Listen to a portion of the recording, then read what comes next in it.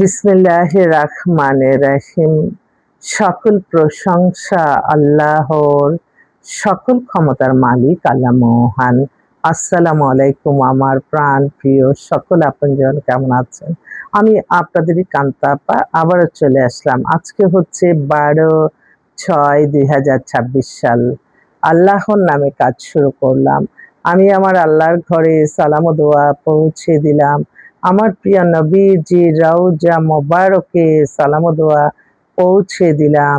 হযরত শাহজালাল শাহপরাণে সালাম ও দোয়া পৌঁছে দিলাম। আজমির শরীফে সালাম ও দোয়া পৌঁছে দিলাম। মাইজবান্ডার শরীফে সালাম ও দোয়া পৌঁছে দিলাম।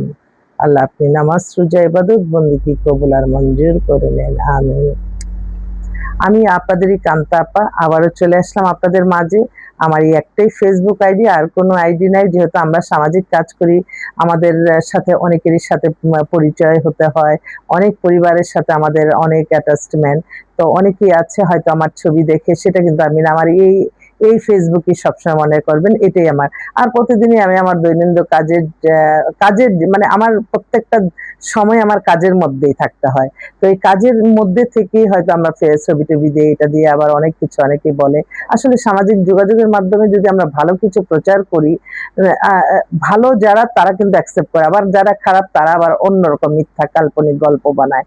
তো এই সামাজিক যোগাযোগের মাধ্যমটা কিন্তু আমরা যে দৈনন্দিন কাজ করি সেগুলি তুলে ধরতে পারি, সেখানে লজ্জার কি আছে? অনেকেই আছে মানে নিজে কিন্তু একটা মানুষের কল্যাণে আসবে না, কিন্তু আপনাকে ক্রিটিসাইজ করবে, আপনাকে এগিয়ে যাওয়ার পথটা থামিয়ে দিবে। সেজন্য মনে রাখতে হবে, আমাদের প্রত্যেকের কোনো না কোনো দায়িত্ব এবং কর্তব্য থাকে মানুষের কল্যাণে কাজ করার। রাষ্ট্র যারা পরিচালনা করে তা আ তারা তো সুন্দর মতোই রাষ্ট্র পরিচালনা করে। কিন্তু যদি কখনো কোনো ভুল ভ্রান্তি হয় সেটাও তুলে ধরতে হবে। এটা হচ্ছে আমি নাগরিক, আমার নাগরিক অধিকার। তো সেজন্য বলব, আমি সবসময় আল্লাহর কাছে বলি, আল্লাহ যার দ্বারা মানবতার কল্যাণ হবে আপনি তাকেই ক্ষমতা দান করবেন।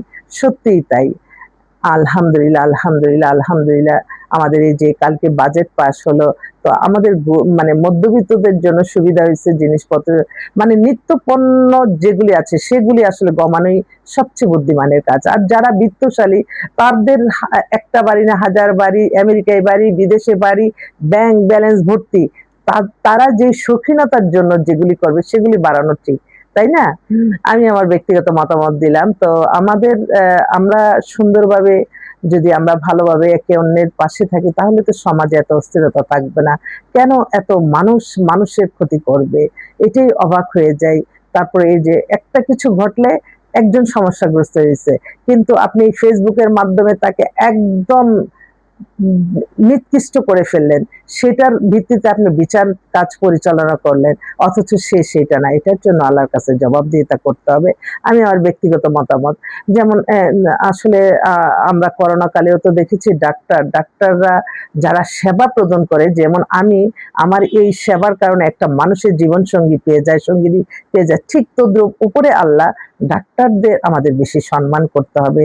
তারা কিন্তু সারাক্ষণই একটা সমস্যার মধ্যে দিয়ে কাজ করে। কোনো এক রোগী তো আসে আসলে অসুস্থতা হয়ে। তারাও কিন্তু সেখানে কিন্তু তাদের কোনো মানে আনন্দ নেই। তারা সারাক্ষণ এই যে ডাক্তার মেয়ের জন্য আজকে বিজ্ঞাপনও দিছে, অনেকে আবার ডাক্তার মেয়েও চায় না, ছেলেও চায় না, যে না তারা ব্যস্ততা। আসলে তো তাই। আমরা এখন কত ঘুরতেই আমরা আমাদের কার্যক্রম পরিচালনা, কিন্তু তারা একটা অসুস্থ মানুষের কাছে না পারবে একটু হেসে কথা বলবে, না একটু সাজগোজ করে যেতে পারবে। এই যে তাদের এই আত্মদান, তারা যে এই যে এত কিছু করে, কিন্তু তখনই দেখা যায় কিছু ঘটলেই তাদের উপর দিয়ে আসে। আসলে এটা ঠিক না। আর আমাদের স্বাস্থ্য খাতে অনেক বরাদ্দ হয়েছে, কিন্তু প্রত্যেক বছরই তো আমরা বিগত সময় দেখছি সব উন্নয়নের জুড়ি বাস্তবে যাতে ঠিক থাকে সেটাই আমরা চাই। তবে এইটা ঠিক, আমি আমি যখন আমি এই পরিচালনা করতেছি এই প্রতিষ্ঠানটা, আমার ভুল হলে এখনই বলবেন। আমি চলে গেলে আমাকে ধরাই দিবেন, আমাকে সমস্ত খারাপগুলি ডিসপ্লে করবেন, অথচ ক্ষমতায় থাকতে সব উন্নয়ন, এই জিনিসগুলি যাতে আমাদের এই নতুন বাংলাদেশের না সৃষ্টি হয়। তো আপনারা বিয়ে শাদীর ব্যাপারে চলে আসবেন, আমাদের অফিস প্রতিদিনই খোলা আছে। আমি কিন্তু সামান্য ক্ষুদ্র মানুষ, আমি আমার ব্যক্তিগত অভিমত জানালাম। আর এখন তো মানুষ তো একটা মানুষের একেকটা মেন্টালিটি, ছোট একটু ব্যাপার থেকে আবার অনেক বড় করে ফেলে। আমি কিন্তু আমার মতামতটাই প্রকাশ করলাম। তো যাক, আমি জানি যে ভালো কাজ করতে গেলে অনেক বাধা বিপত্তি আসেই।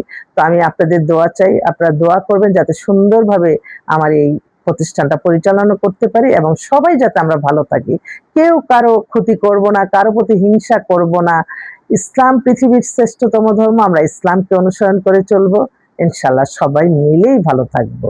আসসালামু আলাইকুম।